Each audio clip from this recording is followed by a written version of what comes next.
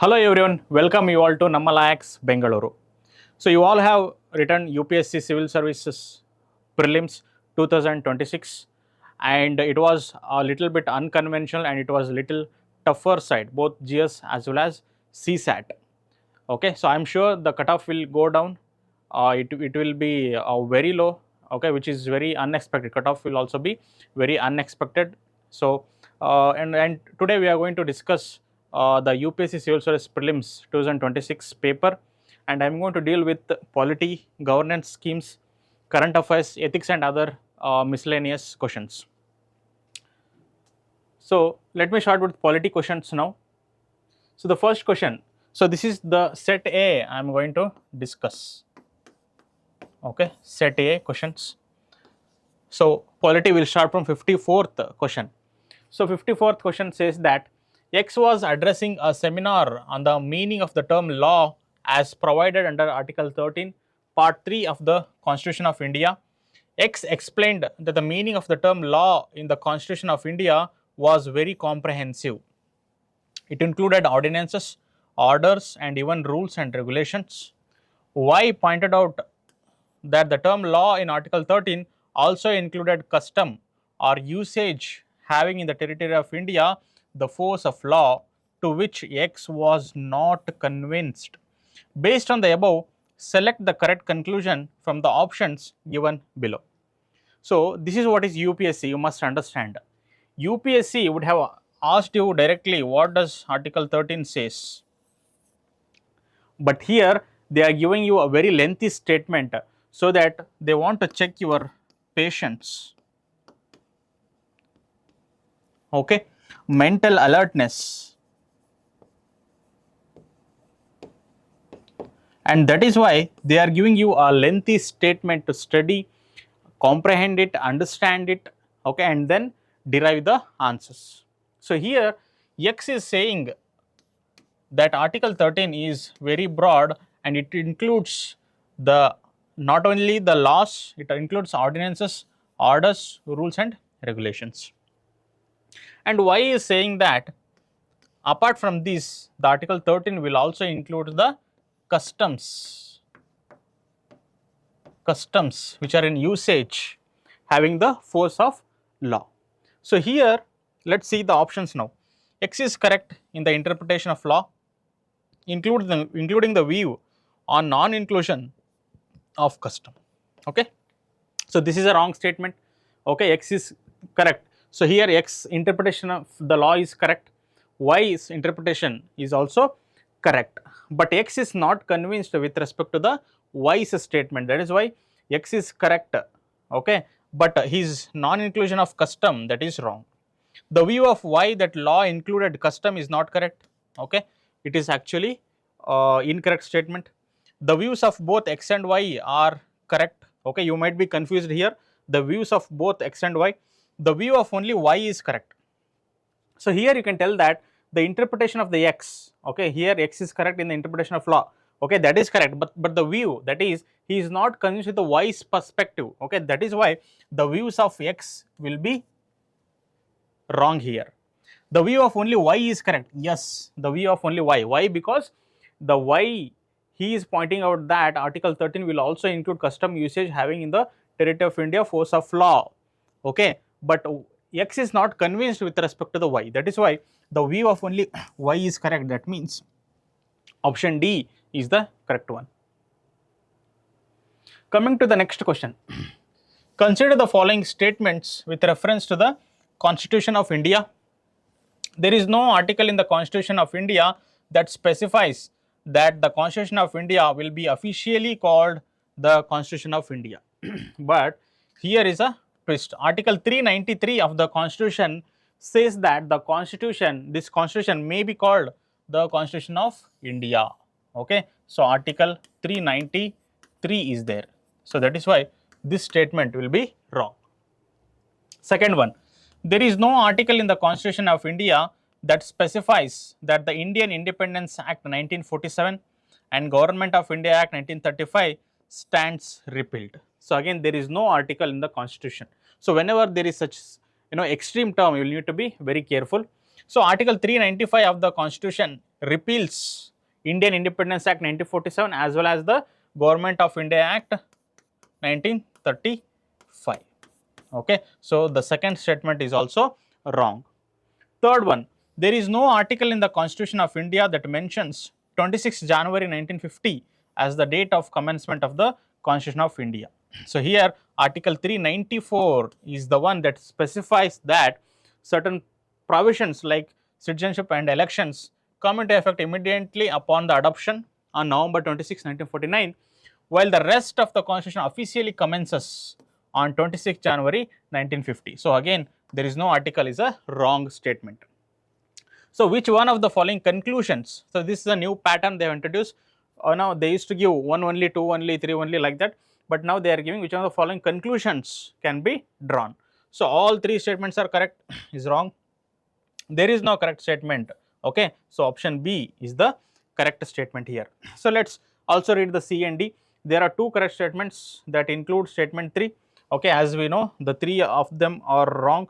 There is only one correct statement. Okay, so these are also wrong. Option B will be the correct one.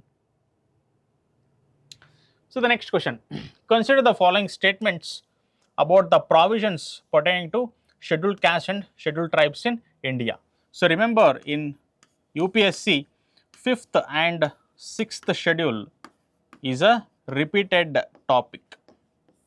Okay, so now they have went one step ahead.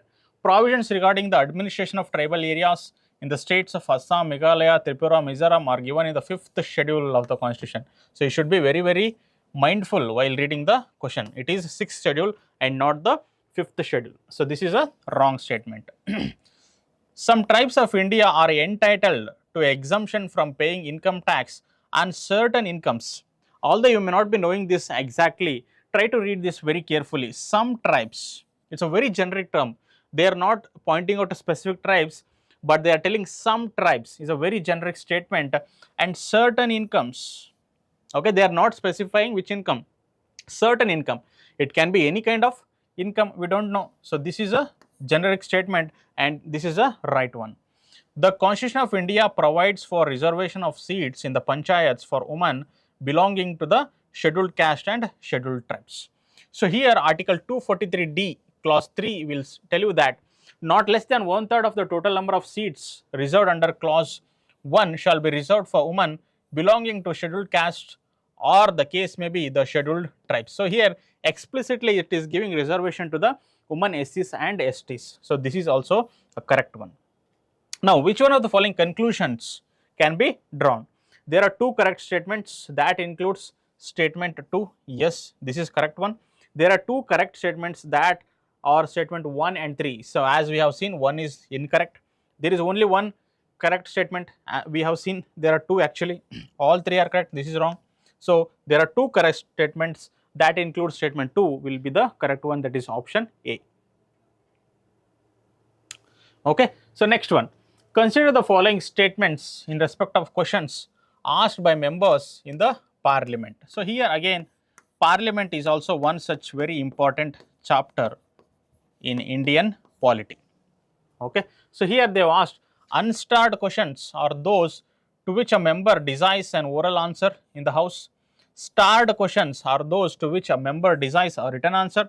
No supplementary question can be asked on an unstarred question. So here you need to understand the difference between a starred question and a unstarred question. When we say it is starred question, when the answer should be given orally in the house. When the answer can be given orally, there can also be a supplementary question followed. Okay, any of the member can ask a supplementary question. But when it is an unstarred question, then the answer should be given in a written format. Okay, so the particular minister will not speak, rather it will be given in the written form. So when it is given in the written form, then there is no supplementary questions that will be allowed. Okay, so now see, unstarred questions are those to which member desires oral answer. No, it is a written format. Starred question are those to which a member desires a written answer. No, they have just interchanged the 2 statements actually. No supplementary question can be asked on an unstarred question. Yes, this is correct. Since unstarred question will be given in a written format, there is no supplementary question. So 3 only will be the correct. So which one of the following conclusions can be drawn? All 3 are correct. This is wrong. There are 2 correct statements. This is also wrong. There is only one correct statement. Yes, option C will be the right one here. Consider the following statements about the Committee on the Welfare of Scheduled Caste and Scheduled Tribes of the Parliament of India. So here they are asking about the parliamentary committee that is also specific to the welfare of SCs and STs.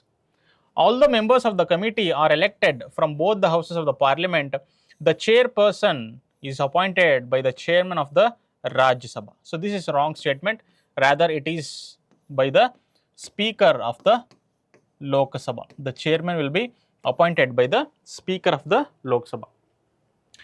20 members are elected by the Rajya Sabha and 10 members by the Lok Sabha. So if you have read the parliamentary committees, you will know that usually Lok Sabha will have more strength compared to the Rajya Sabha.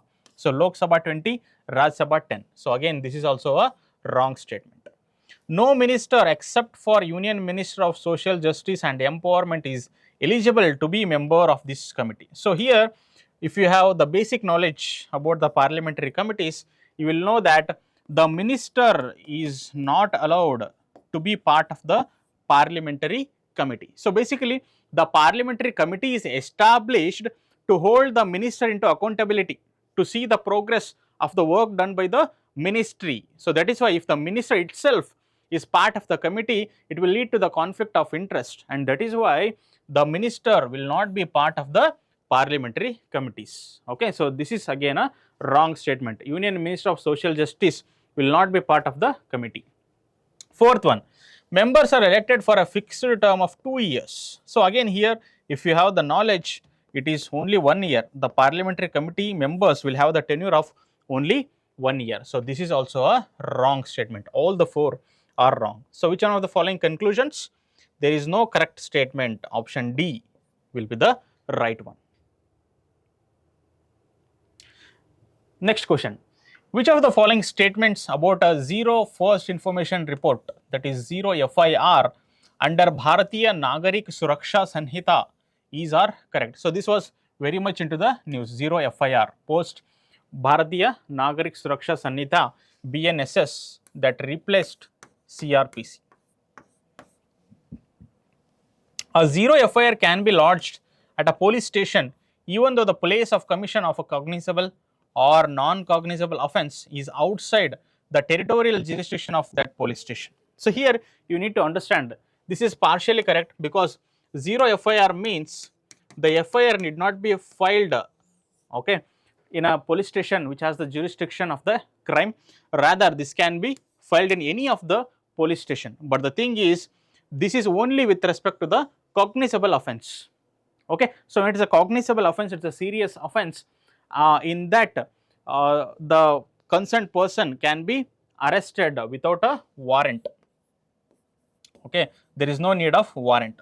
So only in case of cognizable offence, zero FIR will come into picture, and not in the non-cognizable offence. So that is why the option 1, that is statement 1, will be wrong. The officer who is in charge of the police station where a zero FIR has been lodged may, with the permission of the competent authority, initiate preliminary inquiry. So here they are not mandating, rather they are telling it as a may. So here a police may, with the permission of competent authority, can initiate the preliminary inquiry, or they may transfer it to the concerned the police station that has the jurisdiction of the crime. So here 2 will be the correct one.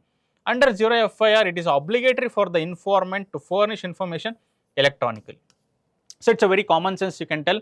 You cannot force the informant to give the information electronically. So 3 is also wrong and 1 is also wrong. So only 2 will be the correct here. D, option D will be the right one. With reference to the organizations under the Government of India, consider the following details. Central Economic Intelligence Bureau to coordinate between various law enforcement agencies. Yes, this is correct. But this is not under Ministry of Home, rather it is under the Ministry of Finance. Economic Intelligence, okay, with that term you can eliminate, it is Ministry of Finance. Serious Fraud Investigation Office to investigate complex corporate frauds. Since it is corporate, okay, related to corporate, it is Ministry of Corporate Affairs, okay, not under the Finance. So this is also wrong. CBI, Central Bureau of Investigation, to preserve values in public life and ensure the health of the national economy. Yes, it is Ministry of Personal, Public Grievance and Pension. Many of you will be confused here. CBI may come under Ministry of Home, but it is coming under Ministry of Personal and Public Grievance and Pension. This is the right one. Again, see, you should not be in a hurry. Read carefully. In how many of the above rows are given details correctly matched? They are not asking you which of the above is correct. Okay, then it would have been the statement 3. They are asking in how many. Okay, how many means only one, that is third one is correct. Only one, that is A, will be the correct option here. Okay, so these are the polity questions. So this time it was very less weightage given to the polity. There are only 9 questions in the polity. Usually 16 to 20 questions will be coming from the Indian polity, but this time they have changed the pattern. Only 9 questions are from the Indian polity. So now we will see some of the current affairs based questions. Consider the following statements with reference to Sagarmala program of the Government of India. So they have asked on a Sagarmala program of Government of India. Sagarmala program seeks to achieve port-led economic growth through cost-effective and sustainable coastal infrastructure. So this is the basic objective of the Sagarmala program. It is a port-led economic growth. The success of the Sagarmala program is reflected in significant growth in the coastal and inland waterway shipping along with improved global port rankings. Okay, so this is also a correct statement. Sagarmala 2.0 aims to position India as a global maritime innovation hub aligned with our Atmanirbhar Bharat and Viksit Bharat 2047 visions. Okay, all the 3 statements are correct, but they have introduced a new pattern, that is, which of the following relationships among the above statement are correct. See, they usually used to give the 3 statements, which of them are correct or how many of the above are correct, like that they used to ask, but they have made it lengthy, okay, by adding the another pattern, that is, which of the following relationships are correct. Statement 2 validates the effectiveness of the strategies which are envisioned in the statement 1. Yes. Statement 3 extends the objectives of the statement 1 by embedding them into future oriented innovation. Yes. Statement 1 contradicts statement 3 by focusing only on traditional infrastructure. Okay, so this is a wrong. It is not a contradictory. Sagarmala seeks to achieve port-led economic growth through cost-effective, sustainable coastal infra, and 2.0 aims to position India as global maritime. Okay, they are not contradictory. Okay, statement 3 will be the wrong one here. So therefore, statement 1 and 2, that is option B, will be the correct one. Next question. At the United Nations Ocean Conference held in June 2025 in France, the FAO, that is Food and Agricultural Organization of the United Nations, demonstrated its leading voice on marine and ocean issues, especially on sustainable fisheries and aquaculture for resilient livelihood and blue transformation. Which of the following combinations about 4 betters proposed by FAO for blue transformation is correct?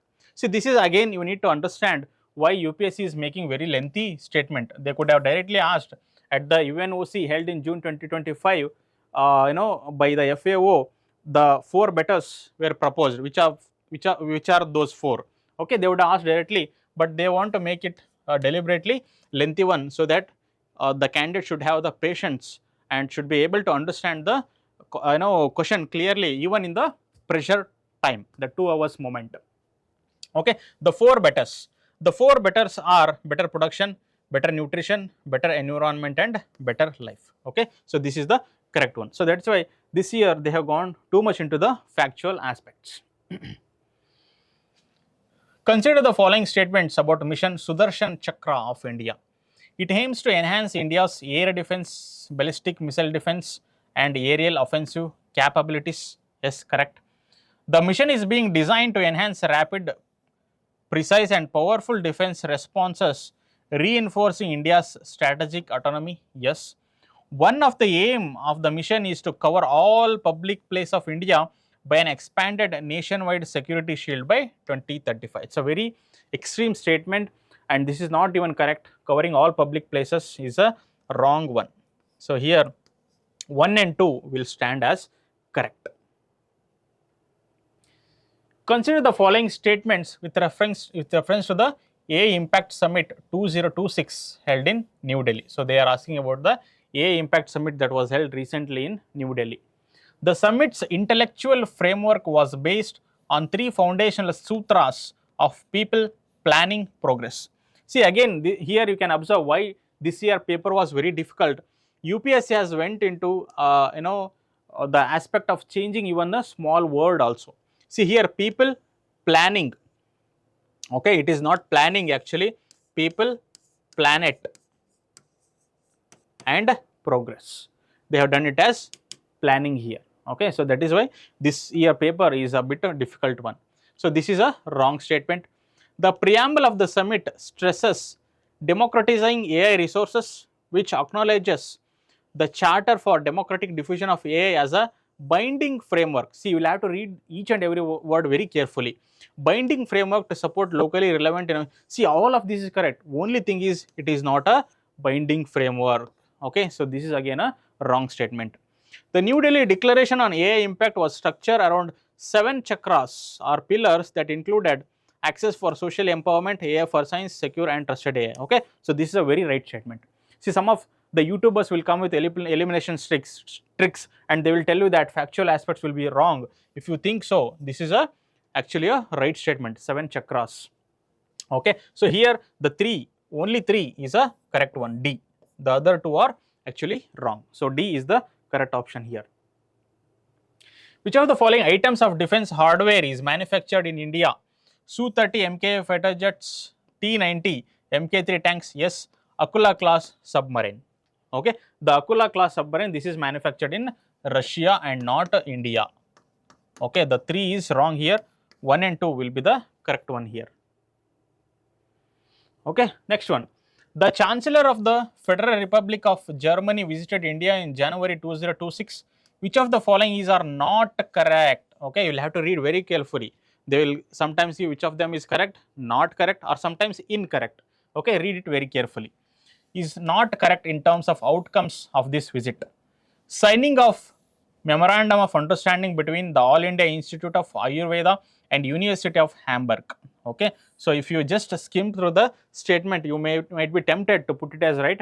It is not University of Hamburg, rather it is the Charette University is the correct one. So this is a wrong statement. Signing of Memorandum of Understanding on Youth Hockey Development between Hockey India and the German Hockey Federation. So this is a right outcome. Establishment of a bilateral dialogue mechanism on the Indo-Pacific. Yes, this is also right. Opening of an honorary consul of Germany in Lucknow. Okay, there was no such outcome in the meetup. So 4th one is also wrong and 1 is also wrong. So 2 and 3 will be the correct here, option A. The Bureau of Indian Standards, BIS, recently introduced a national standard to test and assess bomb disposal system. Which of the following statements with regard to this statement is or are correct? The new standard is known as IS 19445-2025. Yes, it is correct. It will improve interoperability of equipment across engines. Okay, so whenever the new system is introduced, it will be usually the upgradation. So it will improve interoperability is the right one. It was developed by TBRL DRDO in collaboration with the 30th Central Scientific Research Institute of Russia. Okay, so this is a factual and this is a wrong statement. It is not with collaboration of the Russia. So 1 and 2 statements will be right. That is option C will be the correct one. Next one. X is born in UK, was conferred the Nobel Prize in 2025. He was a professor in an American university when this prize was announced? Identify the X. So here you should know in 2025 who are all the ones who got the Nobel Prize, who is from UK, and the professor also from the American university. Okay, it's a very factual, we'll have to know. It is John Clark, that is option C will be the correct one. Next, 84th question. Which of the following statements with regard to India's indigenous new high resolution weather model, the Bharat forecast system, are correct? Its object is to generate forecast at panchayats cluster level. Yes, it is very much correct. It was developed by IIT Delhi. So again, this is not by IIT Delhi, rather it is IITD Pune. Okay, Indian Institute of IITM, it is Indian Institute of Tropical Meteorology, Pune. Okay, see, while reading, if you are just skim through IIT, something here also IIT is there, here also IIT is there. If you put like that, it is wrong actually. It is Indian Institute of Tropical Meteorology, Pune is the correct one. So this is wrong. So only one, option A is the correct one.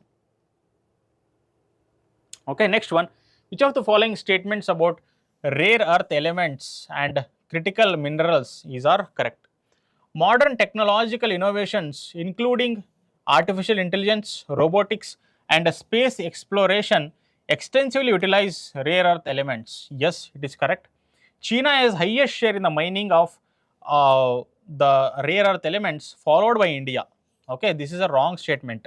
Okay, there are other countries like Australia, US who are leading, okay, compared to India. So India is not the leading one. So 2 is wrong. The government of India has launched National Critical Mineral Mission in 2025 to establish a robust framework for self-reliance in the critical mineral sector. Yes, it is correct. Rare earth elements are a set of 13 metallic elements. Okay, this is not 13, rather it is 17. So 4th is also wrong. 2 and 4 will be wrong here. So 1 and 3 will be the correct one. Option A is the right one. Okay, so this is the end of current affairs, and now let's move on to the schemes specific to the government, that is central government schemes. Which of the following statements with regard to the persons with disabilities in India are correct? The Rights of Persons with Disabilities Act, an act passed by the Parliament of India in 2018, mandates reservation in education and employment, places a legal duty on governments to ensure accessibility and non-discrimination. Okay, so here again understand why the paper was difficult. It was not 2018, rather it was 2016. Okay, this is the first time that the UPSC has gone into one step ahead, and it is framing the question where the factuals are being tuned. Okay, so this is a very deeper aspect they have went. So this is wrong, not 2018, it is 2016. Other thing is, in fact, it is correct, mandates reservation, education and employment, but 2018 is wrong. The Sugamya Bharat Abhiyan focuses on achieving universal accessibility for persons with disabilities across 3 key domains: built infrastructure, transport systems and information communication technology. Okay, this is a correct statement. Then third one, the National Divyangjan Finance and Development Corporation is a public sector organization set up under Ministry of Corporate Affairs as a non-profit company to promote entrepreneurship among persons with disabilities. Okay, so very careful. National Divyangjan Finance and Development Corporation, this comes under the Ministry of Social Justice and Empowerment, not under Ministry of Corporate Affairs. Okay, so 1 is wrong, 3 is also wrong, only 2 is the correct statement. Which of the following statements with respect to the revamped Rashtriya Gram Swaraj Abhiyan are correct? The period of its implementation is 1st April 2021 to 31st of March 2026. Again, see why the paper was difficult. It is 1st April is correct, but it is 2022, not 21. Okay, this is correct. 31st March 2026. This is correct. Okay, but the entire statement is wrong because it is from 1st April 2022. Okay, it is wrong. The key objective of revamped RGSA is to develop the governance capabilities of the Panchayati Raj institutions to deliver on the sustainable development goals. Yes. The share of the central funding for the revamped RGSA is 100%. So this is if you know the basic knowledge, you will know that the central state share will differ. Northeastern state usually 90:10, other state usually 50:50 or 60:40. So 3 is wrong here and 1 is also wrong. So only 2 is the correct. Option B will be correct.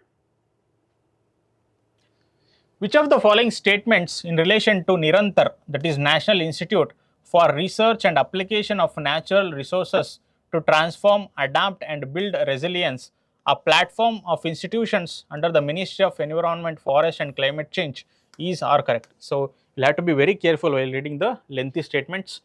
Ecosystem survey and analysis is a vertical under this platform, the lead institute of which is Botanical Survey of India, Kolkata. Okay, under the Nirantar, this ecosystem survey analysis will come. So and now the lead institute for this is Botanical Survey of India, Kolkata. Okay, this is a correct statement. Research and management of ecosystem service is a vertical under this platform. The lead institute is Central Zoo Authority. You should be able to eliminate here ecosystem service and Central Zoo Authority. Okay, this is a wrong one. So rather it is a Indian Council of Forestry Research and Education, Dehradun. So that is the correct one. So second is wrong. Capacity development support is a vertical under this platform, the lead institute of which is Indian Institute of Forest Management, Bhopal. Okay, this is again a correct statement. So here the 2 is wrong, 1 and 3 will be right. So option B is the correct one.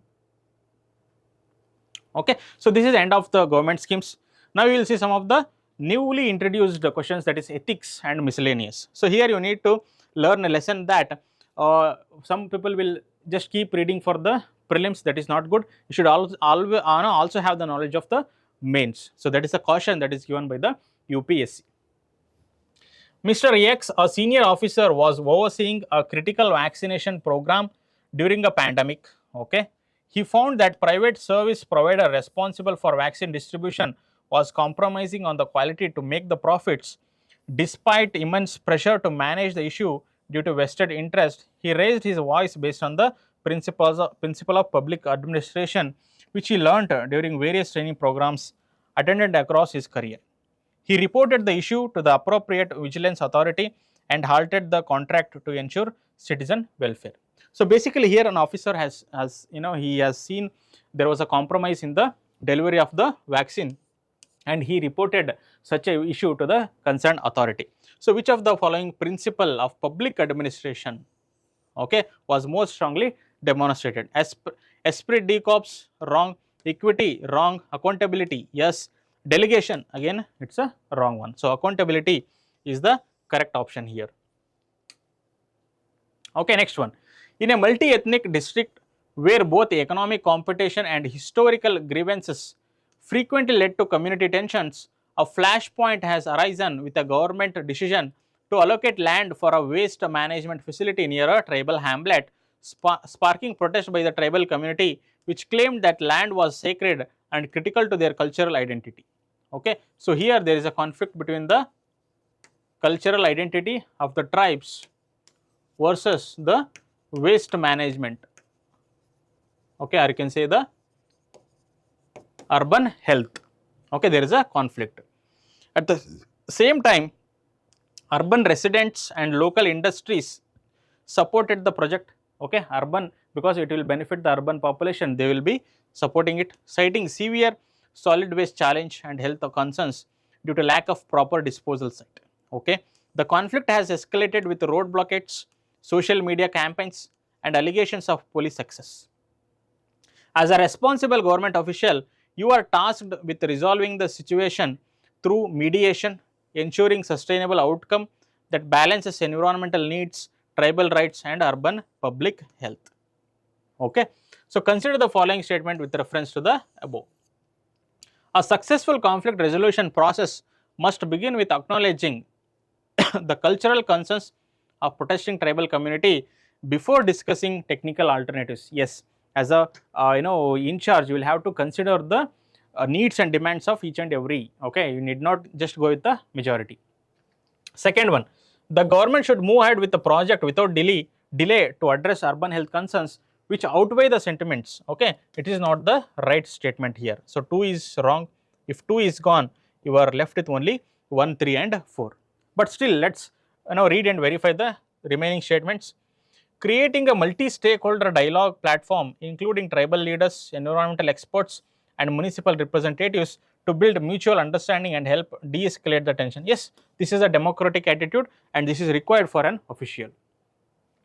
Conducting an independent environmental and social impact assessment and sharing findings transparently with both sides to facilitate evidence-based decision making. Okay, this is a rational one, evidence-based decision making. So fourth one is also correct. So 1, 3, 4, that is option A will be the correct one. Okay, moving to the next one. Miss X is a mid-level civil service official working in the urban development department of a major city. Recently, she was involved in approving a contract for a public infrastructure project, a new community park.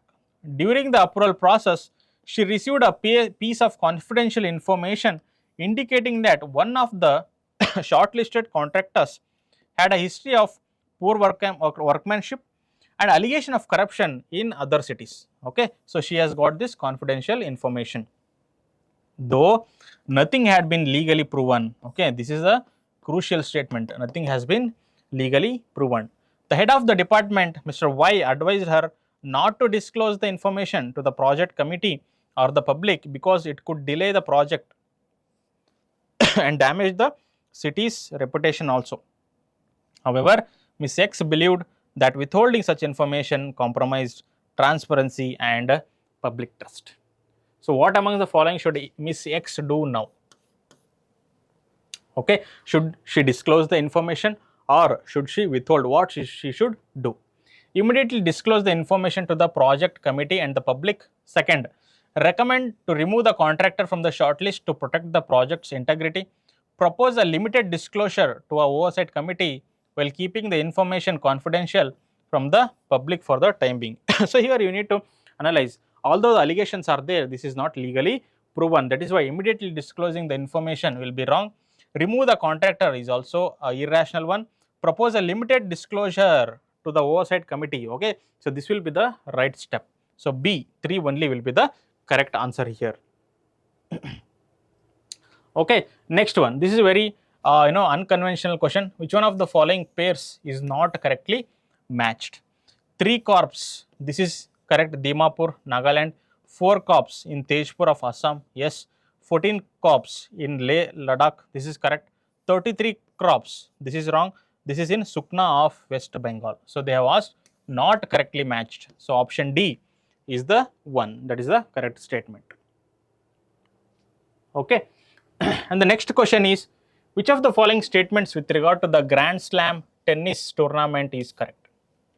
The tournaments have a shared governance structure to establishing a partnership among the 4 Grand Slam tournaments. So the Grand Slams, so these will operate under a collaborative framework known as Grand Slam tennis, and thus they have a shared governance structure. They are open for entry to all internationally ranked tennis players. See, above the age of 14 is the criteria, but not to all. Okay, it is subject to the disciplinary actions by the concerned authority. So 2 will be wrong. There is a limitation on number of wild cards a player may receive to compete in a Grand Slam. Okay, this is again a wrong. There is no such limitation of wild cards. Okay, so 3 is wrong. Okay, and 2 is also wrong. So only one, option C will be the correct here. Okay, next question. Which one of the following pairs of semiconductor plants in India and their location is not correctly matched? Okay, you should look at not correctly matched.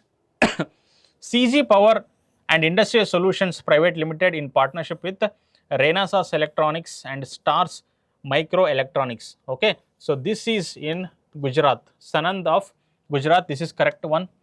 Then Tata Semiconductor Assembly and Test Private Limited, this is in Jagi Road of Assam, this is correct. HCL Foxconn joint venture, so this is not in Madhya Pradesh, rather it is in Uttar Pradesh, Zewar. Shiksha Private Limited, so this is in Odisha, okay, Bhubaneswar. So this is a correct one. Incorrect is option C. Next one. Consider the following statements with regard to the film Boong. This film has recently won British Academy of Film and Television Arts Award in the Children's and Family Film category. So this was into the news and it is a correct statement. This is directed by Lakshmi Priya Devi. Yes. This is the first Indian film to win a BAFTA award in the Children's and Family Film. Okay, that is why it was a significant in news. So 1, 2, 3, all of them are actually correct. Okay, so this is the end of the polity, current affairs, schemes, and even the miscellaneous questions, ethics and miscellaneous questions discussions. Thank you.